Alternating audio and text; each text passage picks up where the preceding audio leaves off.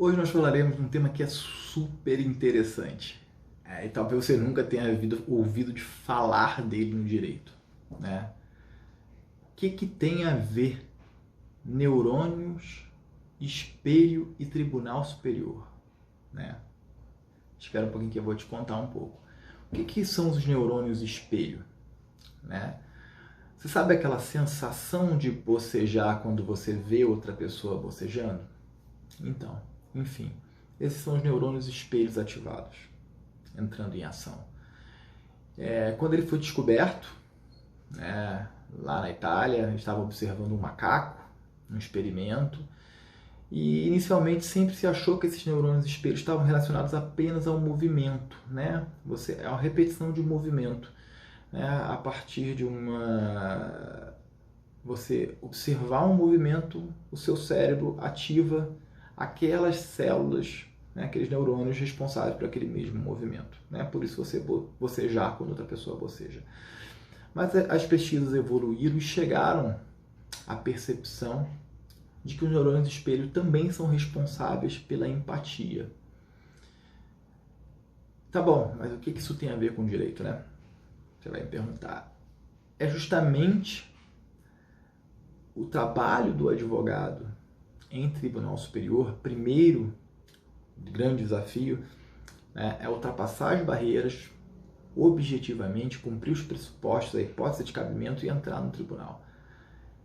Mas nós precisamos, chamar a atenção, ser lido, convencer, mudar, reformar, ganhar o processo. E o que o neurônio espelho faz? O neurônio espelho tem uma reação na questão da empatia, de você gerar identificação. Ele é muito visual, ele é auditivo, então ele é sensorial. Para você despertar esses neurônios espelho, despertar a empatia, despertar a identificação de quem está lendo o seu recurso, você precisa contar uma história com o máximo de detalhes, sendo bem descritivo, objetivo. Lembra que o recurso não pode ser longo, mas ele tem que ter ali uma história sendo contada com detalhes que despertem naquela pessoa que está lendo a empatia pela sua causa, que desperte nela aquela sensação. Então imagina que você está advogando para o empregado, um trabalhador ou uma pessoa, você descreve aquela pessoa, você dá detalhes, fala que é um pai de família que ficou sem sustento, ou você faz ao contrário, você está defendendo uma empresa, você diz o que representa para aquela empresa se todo mundo entrar com uma causa igual àquela, o que a empresa faz de bom para os seus empregados. Você tenta descrever a situação com o máximo de detalhes possíveis.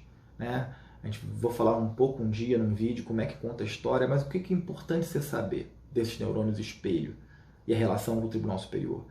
Existe uma variável, em todo o processo, tem um ser humano do outro lado do processo. Hoje nós ainda não temos inteligência artificial julgando, então tem um ser humano, tem um assessor, tem um ministro, tem uma pessoa que está lendo, um analista, está olhando um juiz auxiliar, enfim, tem alguém olhando aquela sua história, tem alguém lendo. Então você primeiro tem que ultrapassar os requisitos objetivos, depois tem um recurso bem apresentado, bem escrito, não está poluído, não é longo, é curto, frases objetivas, sujeito, predicado, bem claro, bem nítido, português, bem escrito. Mas para isso não basta. Para você gerar uma atenção e gerar nele uma empatia, uma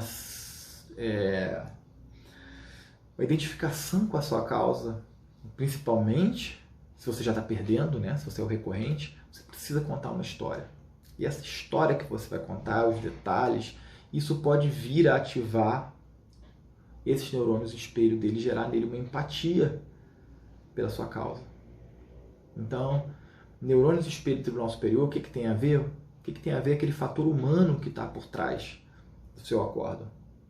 Aquela pessoa que redige, aquele ser humano que já viveu experiências. Então, para você tirar ele daquele modo automático de decidir, você precisa chamar a atenção dele e você precisa prender ele com uma história e gerar nele uma empatia, uma identificação. Então é importante que você tenha em mente o que funciona no cérebro, como é que o ser humano decide, como é que é o processo decisório, para para que você possa usar isso a seu favor. E os neurônios espelho, trabalhar com eles, entender como é que funciona a empatia, como é que você gera empatia pela escrita, é importante para você aplicar um pouco disso quando for o caso no seu recurso. Então é isso, neurônios espelhos e tribunais superiores. Obrigado.